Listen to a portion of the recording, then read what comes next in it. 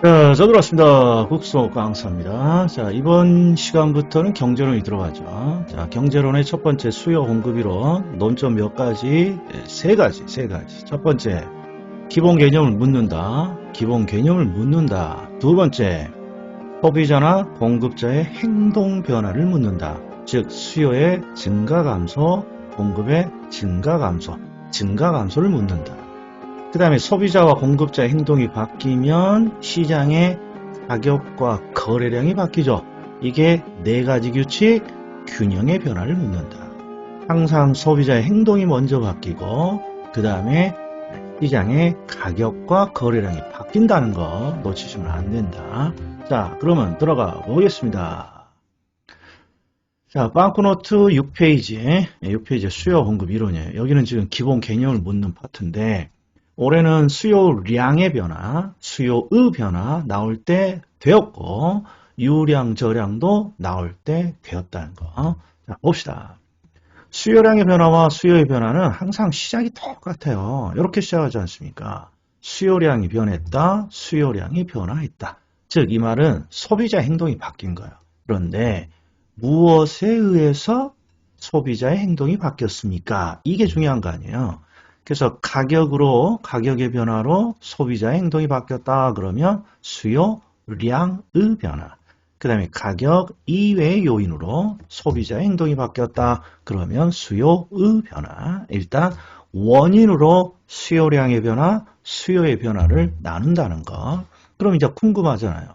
왜 경제학은 가격과 가격 이외의 요인으로 원인을 구분합니까? 그러면 요놈이죠. 하나는 곡선 내부의 이동이고 하나는 곡선 자체의 이동으로 다른 형태로 표현이 되기 때문이죠. 그래서 가격의 변화로 나타나는 수요량의 변화는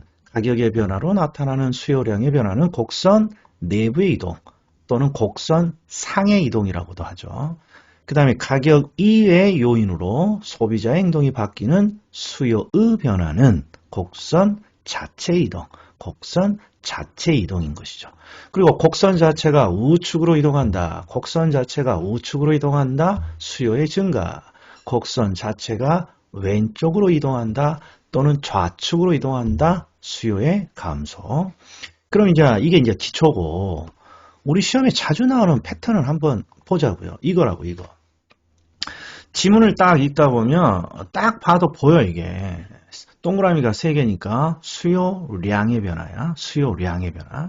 그리고 6번은 동그라미 빵꾸가 2개니까 수요의 변화예요. 그럼 항상 OX를 할 때 일단 5번. 자, 수요량의 변화는 항상 앞에 뭐가 돼 있어야 돼요? 가격의 변화라는 원인이 적혀 있어야죠. 가격의 변화. 그리고 뒤쪽은 곡선 내부의 이동 또는 곡선 상의 이동 이렇게 돼 있어야 되고 그 다음에 여기는 수요의 변화니까 앞은 가격 이외의 요인이 나와야죠. 대출금리가 하락했다라고 돼 있으니까 가격 이외의 요인이에요. 그리고 뒤쪽은 곡선 자체가 이동을 한다. 이렇게 돼야죠.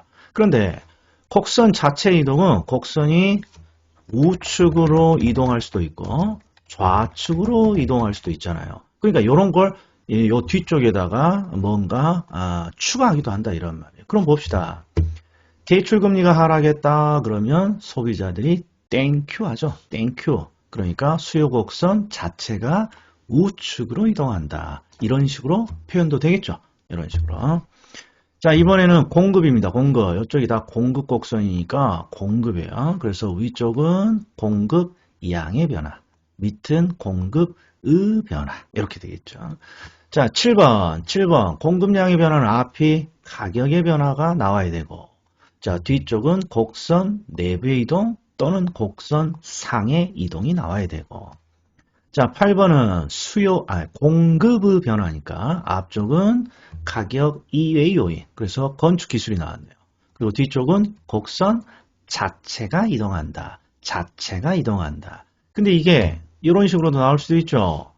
자, 건축 기술이 발달하면 수요의 변화로 여기까지는 똑같고 이렇게 표현을 바꾸기도 해요. 공급 곡선이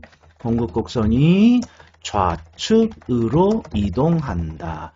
그리고 요게 O냐 X냐 요거 찾으라는 거예요. 이게 O냐 X냐. 그럼 봅시다. 건축 기술이 발전합니다. 땡큐, 땡큐. 그러니까 공급은 늘어야겠죠. 그러니까 공급 곡선이 좌측으로 이동합니다. 그러면 틀린 지문이 되는 거죠. 공급 곡선은 자체가 우측으로 이동한다. 이런 식으로도 변형이 된다. 이런 말이야. 자, 그 다음에는 유량과 저량. 유량과 저량은 첫 번째, 유량은 일정 기간을 설정하고 측정하는 변수이다. 유량은 일정 기간이야. 일정 기간. 그리고 암기 코드는 항상 유 하면 너의 뭘 물어보는 거예요? 너의 소득. 너의 소득. 그리고 소득은 나의 수익이 되는 거죠. 그래서 수익과 비용과 관련된 거. 유 하면 너의 소득이고 그 다음에 소득은 수익이니까 수익과 비용과 관련된 거. 그거 두 문자가 요거죠. 수비순. 수익, 비용. 수익에서 비용을 뺀 순이익.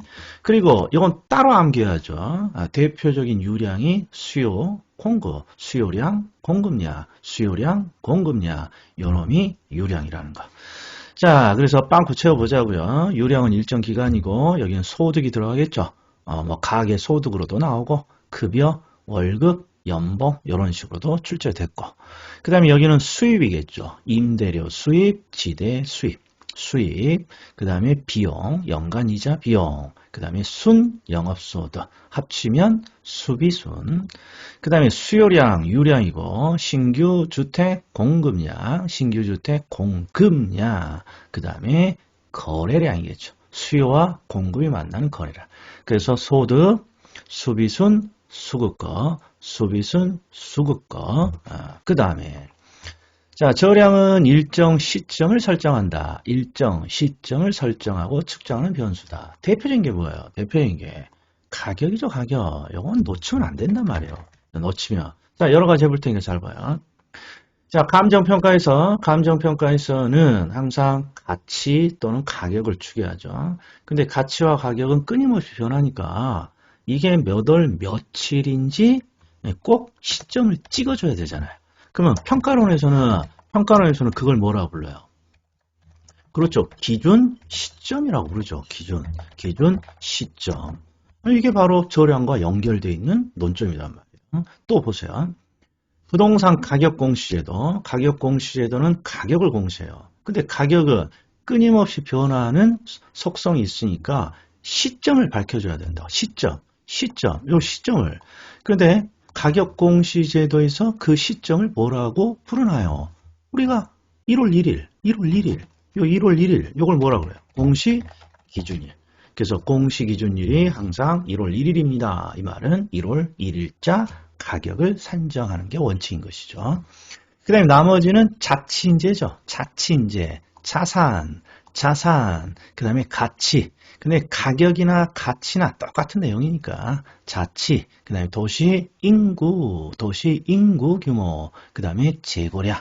그래서 저량은 가격이고 자치, 인재 이렇게 암기하죠. 자, 요거까지가 30회 때까지 30년 동안 나온 내용이야. 30년 동안. 근데 31회 때 뭐가 나왔냐? 자, 이 참고가 나왔다고. 참고. 예를 들어서 요 놈이 나왔단 말이에요. 요 놈이. 통화량. 그리고 우리 유량에서는 요런 게 나왔어요. 요런 게. 소비. 네, 그래서 잘 봐. 얌기했어. 유량 하면 유소득, 수익, 비용계열, 그 다음에 수요, 공급, 수비순, 수급거. 그리고 유량의 대표적인 경제학의 지표가 뭡니까? 그럼 봐봐요. 뭔가 다 시옷자 붙어 있잖아. 시옷자. 수출, 수입, 소비. 수출, 수입, 소비. 네, 다 일정 기간을 설정하고 측정하는 지표들입니다. 자, 그 다음에 저량에서 통화량. 그리고 요거 한번 보세요. 부채. 자치인재의 자가 저량이잖아요. 저량. 자산이죠. 자산이 저량이니까 자산이랑 항상 같이 다니는 부채가 또 저량이에요. 이런 것들 상식으로 하나 기억해 주세요. 자, 보세요. 수익이 유량이야. 그럼 수익이랑 같이 다니는 비용도 유량인 거예요. 그래서 수익에서 비용을 뺀 소득도 유량인 거고. 그리고 봐요. 수요 뭐랑 같이 다녀요? 공급. 그래서 둘 다 유량인 거예요.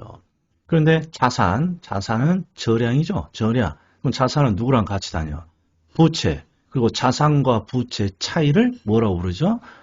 자본이라고 부르잖아요. 자본. 이게 자산, 부채, 자본, 저량이야. 자산, 부채, 자본. 이 세트맨이란 말이에요. 세트맨이요. 네.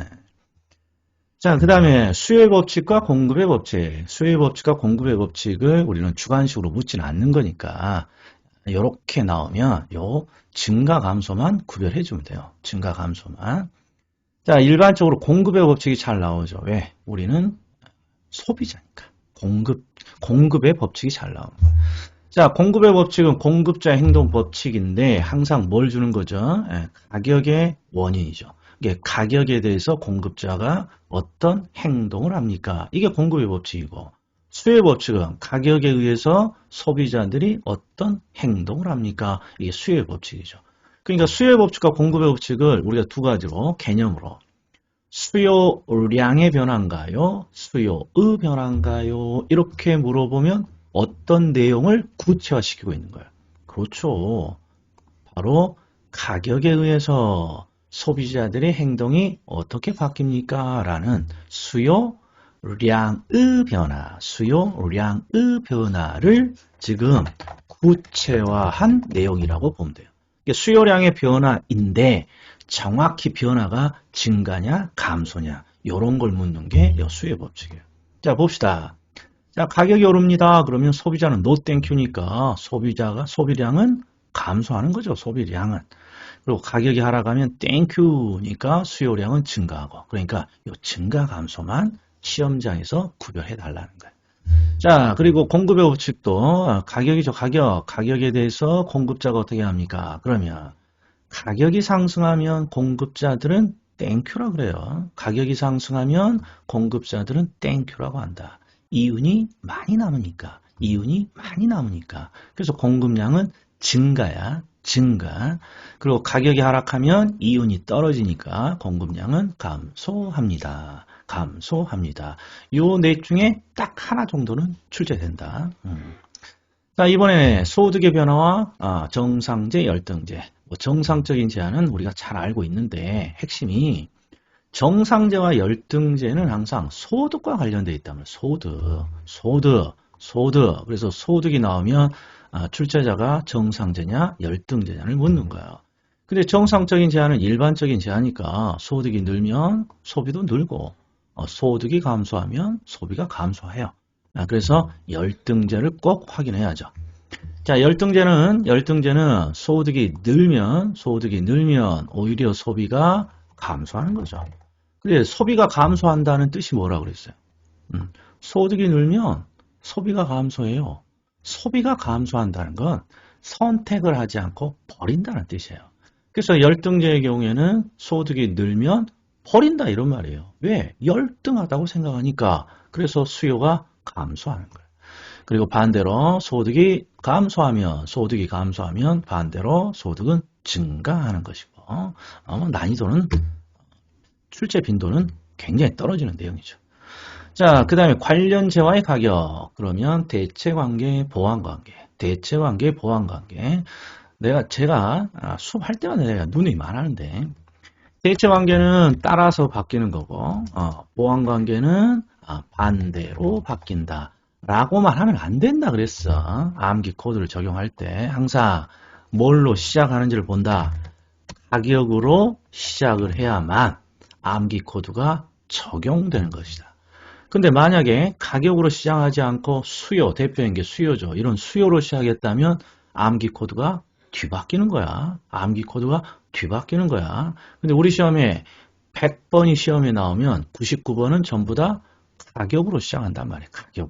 가격으로. 그래서 우리가 그냥 시험에 주로 가격으로 시작하니까 대체관계만 따라서 보완관계면 반대로. 자, 그런데 이제 요령이 있어. 암기 코드를 적용하는데 읽을 이유가 뭐가 있냐는 말이에요. 그래서 대체관계가 이렇게 나왔단 말이에요. 대체관계. 그럼 뭘 확인해봐? 가격으로 시작하는지를 봐요. 가격으로 바로 시작하잖아요. 가격으로. 그러면 그렇죠. 이것만 확인하면 되죠. 따라서니까 가격이 상승한다고 돼 있어. 따라서니까 뒤쪽은 뭐가 나와야 돼? 뒤쪽은 증가가 나오든지, 증가가 나오든지. 증가라면 뭐 수요나 공급이 좋겠죠. 수요라면 증가 이렇게 나오고, 가격이라면 상승이 이렇게 나와야겠죠. 그러니까 아무 읽지도 말고 여기 뭐가 들어가? 수요니까 수요는 증가한다. 수요는 증가한다.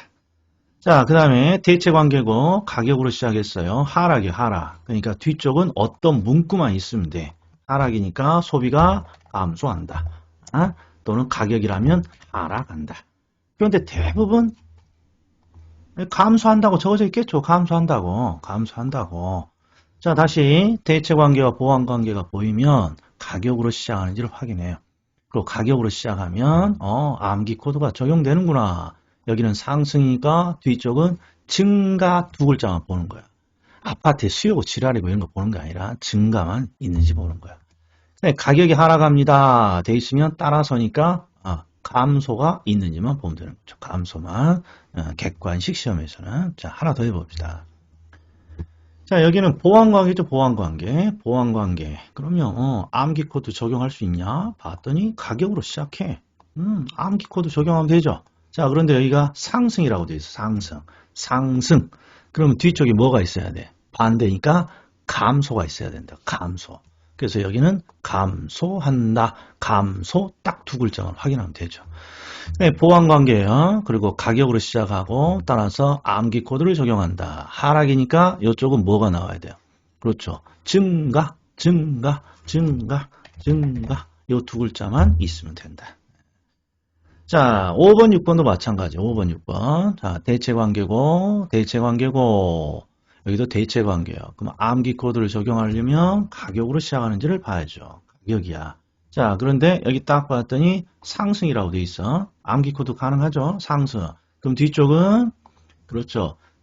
증가가 나오든지 상승이 나오든지. 근데 여기는 가격이니까 출제자가 뭘 줬겠다? 상승이라고 줬겠죠. 상승이라고. 이 상승이라는 두 글자만 딱 확인한다. 여기는 하락이 하락. 그러니까 뒤쪽은 감소한다고 나오든지 가격이라면 하락이라고 나오겠죠. 그러니까 방향만 딱 확인해 준다. 근데 5번과 6번은 암기 코드보다 더 쉽다고. 암기 코드보다. 자, 뭘 물어봤기 때문에 틀리냐? 뭘 물어봤기 때문에 쉽냐? 아파트의 소비가 느냐 주냐가 아니라 아파트의 가격이 상승합니까? 하락합니까? 물었다고. 그러면 항상 머릿속에 이해가 비슷한 제한은 항상 가격이 비슷해지는 거예요. 그래서 아파트와 자 5번 봅시다. 아파트 그 다음에 빌라가 대체관계예요. 이때 빌라의 가격이 오릅니다. 그럼 아파트 가격도 올라야지. 비슷한 제한이니까. 여기는 빌라의 가격이 떨어져요. 그러면 아파트의 가격 떨어져야죠. 사례가 진라면의 가격이 올라가면 신라면도 오르고 너구리도 오르고 오마차까지 다 오르는 거죠. 농심의 신라면의 가격이 떨어지면 진라면도 떨어지고 오마차까지 라면들 다 떨어지는 거고 이렇게 이해도 된다. 자, 그 다음에 마지막으로는 수요와 공급에 대한 기본 개념을 가끔씩 묻죠. 봅시다. 자, 수요는 일정 기간, 유량이 많네. 유량, 일정 기간. 소비자들이 재화를 구매하고자 하는 욕구입니다. 여기서 가장 중요한 문구가 요놈이죠. 이미 구매한 게 아니라 구매하고자 합니다. 이걸 어렵게 뭐라고 표현한다는 거예요. 사전에 계획한 수량이야. 그래서 사전적 수량, 계획된 수량. 이 문구를 잊으면 안 돼. 시험에 한번 나왔다고. 수요는 사후적 수량에 해당한다. 사후가 아니라 사전. 그래서 암기 코드가 사전에 계획한 수량이란 말이에요. 사전에 계획한 수량. 그래서 사전적 수량, 계획된 수량. 자, 그리고 항상 구매력이 있음을 가정한 유효 수요죠. 유효. 그리고 여기는 유량이고. 자, 공급도 마찬가지죠. 일정 기간 공급자들이 재화를 판매하고자 하는 욕구 또는 수량이니까 일단 일정 기간을 설정하는 유량이고 앞으로 판매하겠다는 사전에 계획된 수량이란 말이에요. 그래서 사전적 수량, 계획된 수량, 사전적 수량, 계획된 수량. 대부분 수요가 나오죠. 수요가. 그래서 항상 수요는 유량, 그리고 사전에 계획한 수량, 그 다음에 유효, 수요 이 세 가지를 기억해 줘야죠. 자, 그리고 나온 지 꽤 됐어요. 균형 가격이 뭐고 균형 거래량이 뭡니까? 그러면 수요와 공급 곡선이 일치되는 지점. 수요와 공급이 일치되는 지점의 가격과 거래량입니다. 또는 수요 곡선과 공급 곡선이 교차하는 지점. 교차하는 지점. 이렇게도 시험에 나옵니다.